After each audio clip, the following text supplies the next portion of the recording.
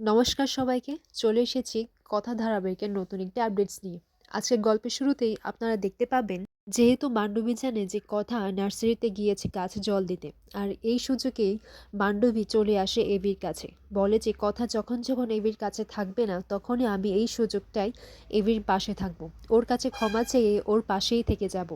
এরপর এইদিকে দেখা যায় হঠাৎ করেই কথা চলে আসে এবং কথা এসে দেখে যে এই সুগন্ধিটা, যেই সুগন্ধিটি নাকি ম্যান্ডির গায়ে ছিল, সেই পারফিউমটা। এরপর কথা বলে, তুই নিশ্চয় এখানে লুকিয়ে আছিস, কিন্তু তাণ্ডবী তুই লুকানোর চেষ্টা করলেও তোর গায়ের সুগন্ধি তো তোকে আর লুকোতে পারবে না। এরপর কথা ঘরে গিয়ে ছানবিন করে দেখেছে, বলে, না তাণ্ডবী তো এখানে নেই, তাহলে গেল কোথায়? কথা একা একাই বিড়বিড় করাতে এভি বলে, এই কি? এরপর কথাকে বলে, কি রে, তোর কি এই স্বভাবটাও আছে, এই গুণটাও আছে? তখন কথা বলে, কিসের গুণ?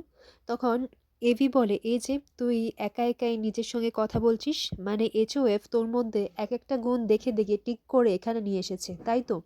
এরপর কথা বলে, আজে বাজে বকবেন না তো, আমার খুব কাজ আছে।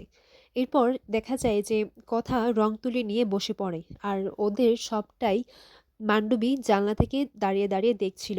এরপর কথা বলে, দাঁড়া, তোকে কি করে এখান থেকে বার করতে হয় আমি সেটা বুঝে গেছি। যেমন মশার ধুলো জ্বালালে মশা বেরিয়ে আসে, তেমনি এই টোপটা দিয়ে তোকেও আমি সবার সামনে প্রমাণ করে দেব যে তুই অন্ধ নোস। এরপর হঠাৎ করেই এভি এটা লক্ষ্য করে এবং এভি বলে, কিরে, তুই কি এখন ওয়ার্ক এডুকেশন করছিস? বাবা, করে যা, এখানেও তুই পাতা ফল এইসবই এঁকে যাচ্ছিস। এরপর হঠাৎ করে কথা এভিকে জড়িয়ে ধরে, আর এইসব দেখে মান্ডবী ভাবতে লাগে কথা আর এভির মাঝে এত মিল। এরপর হঠাৎ করে কথা সেই বোর্ডটা যেখানে কিনা সে আঁকছিল, সেই বোর্ডটা জানলার দিকে ছুঁড়ে মারে। আর মান্ডবী বলে, ও আমার দিকে এটা ছুঁড়ে মারলো কেন? আমি এখান থেকে পালাই। এরপর কথা এভিকে বলে যে এখানে মান্ডবী চুপি চুপি দেখছিল, আর সেজন্যই আমি আপনাকে জড়িয়ে ধরেছিলাম। এরপর এভি বলে, আবার আবার এই মান্ডবীটা এই সব শুরু করেছে। এরপর এভি বাইরে গিয়ে দেখি, কই, এখানে তো নেই, ম্যান্ডিটা আবার এসব শুরু করেছে। এরপর মান্টুবি ঘরে এসে বলে, তুই আমার দিকে এটা ছুঁড়ে মারলি, তাই তো আমি তোকে ছেড়ে কথা বলবো না কথা। এরপর দেখা যায় যে কথা মান্ডবীর ঘরে চলে আসে। এরপর মান্ডবীকে বলে, মান্ডবী তুই সত্যি করে বলতো, তুই পাচক মশাইয়ের ঘরের বাইরে কি করছিলিস? তুই আমাদের কথা শুনছিলিস, তাই তো? এরপর সবার সামনে এই প্রশ্নটা করাতে মান্ডবী বলে, তুই এটা কি বলছিস? আমি কি করে যাব ওইখানে, আর আমি তো সিঁড়ি উঠতে পারি না। এরপর কথা বলে, দেখ মান্ডবী, তুই ভুল বলিস না, তুই সত্যি করে বল। এরপর ছোটকে এসে বলে, আচ্ছা কথা, তুমি ওকে এরকম ভাবে বলছো কেন? তোমার কাছে কি কোনো প্রমাণ আছে? এরপর কথা বলে, হ্যাঁ ছোটকা, আমার কাছে প্রমাণ আছে। এরপর সেখানে চিত্রা এসে পড়ে। চিত্রা এসে বলে যে এই মেয়ে চোখে দেখতে পায় না, আর অসহায় একটা মেয়ে, আর তুমি তাকে যা নয় তাই বলছো। তোমার এই সন্দেহের তাগিদটা কবে যাবে কথা?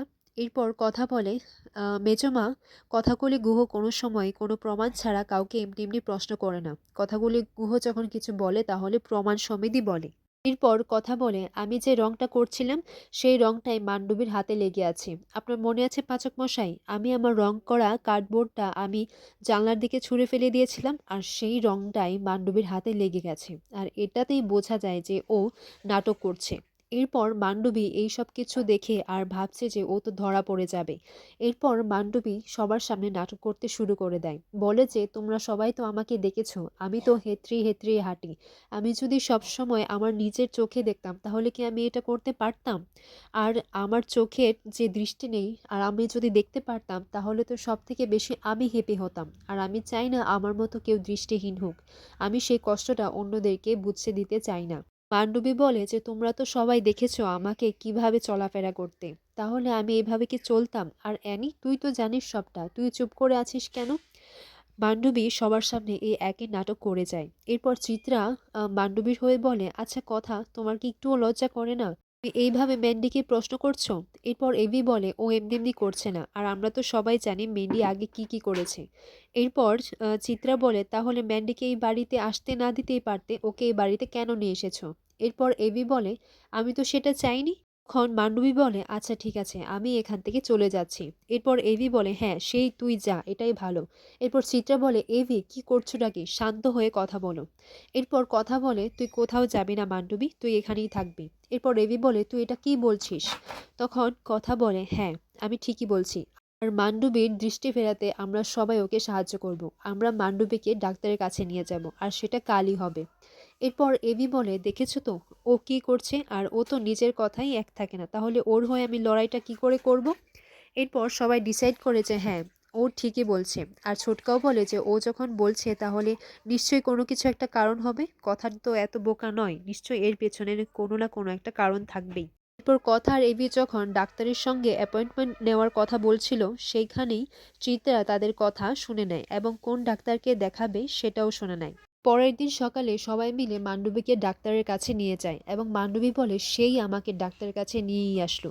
মান্ডবী মনে মনে এটাই বলতে লাগে, যদি ডাক্তার চেক আপ করে নেয় তাহলে তো উনি বুঝে যাবেন যে আমি চোখে দেখতে পাই। এরপর মান্ডবী সেখান থেকে পালানোর চেষ্টা করলে কথা বলে ও এখান থেকে পালানোর চেষ্টা করছিল। এরপর অ্যানি কথাকে বলে, না ম্যান্ডি, তুই এখান থেকে যাবি না, এসেছে যখন ডাক্তারকে আমরা দেখিয়ে যাব, তাহলে যদি তোর উপর থেকে কারোর সন্দেহটা একটু যায়। এরপর দেখা যায় যে ডাক্তারবাবুর চেম্বারে মান্ডবীকে চেক আপ করতে নিয়ে যাওয়া হয়। এরপর মান্ডবীকে বলে, আচ্ছা ওনার কিছু টেস্ট করতে হবে, তারপর আমি সবটা বুঝতে পারবো। এরপর চেক আপের পর ডাক্তারবাবু বলেন যে আচ্ছা আপনার কি কোনো দুর্ঘটনা হয়েছিল। মান্ডবী বলে, হ্যাঁ একটা অ্যাক্সিডেন্ট হয়েছিল। আর এইসব শুনে কথা বলতে লাগে যে ডাক্তারবাবু এরকম কথা বলছেন কেন। এরপর ডাক্তারবাবু বলেন যে আচ্ছা আরও কয়েকটা টেস্ট রয়েছে, সেটা জানার পরে আমি বলতে পারবো যে উনি চোখে দেখতে পারবেন কিনা। আর এই কথাটা শুনে কথা আর এবি শকড হয়ে যায়। এরপর কথা মনে মনে বলতে লাগে যে তাহলে মা আনন্দী, তুমি আমাকে এই কোন পরীক্ষায় ফেললে, আমি কি তাহলে সত্যিই কোনো একটা ভুল করে ফেলেছি।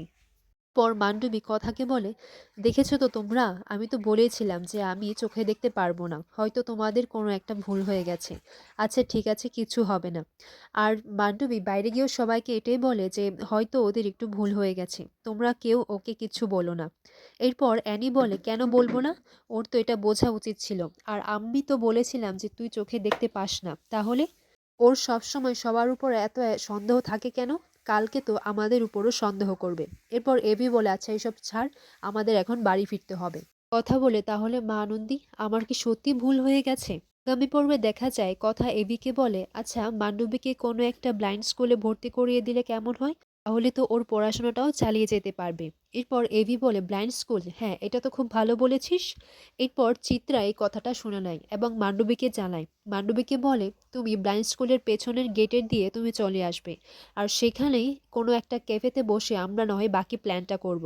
এরপর মান্ডবী আনন্দে তার বিছানার উপর লাফালাফি করছিল, আর সেই সময় কথা এসে মান্ডবীকে এরকম অবস্থায় দেখে নেয়।